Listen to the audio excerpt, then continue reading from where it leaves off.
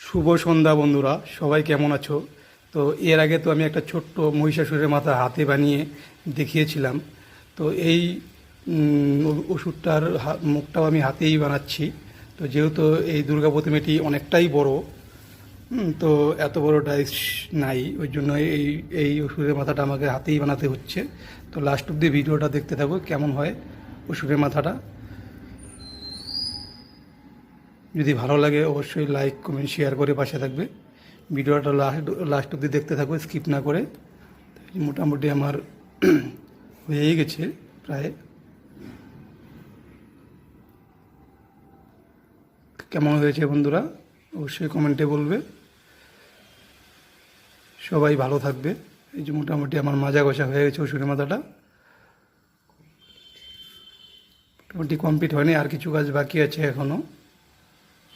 তো এই যে হয়ে গেছে লাস্ট অব্দি। বন্ধুরা কেমন হয়েছে?